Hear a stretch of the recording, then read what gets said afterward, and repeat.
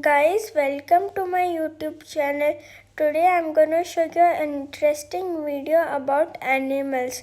In my native, I went to my neighbor's house and they had animals like tortoise and birds and fishes, and they were very beautiful and nice. Guys, we should always save animals because they help us and help the environment. For example, squirrels. Squirrels put nuts in the soil and they grow trees.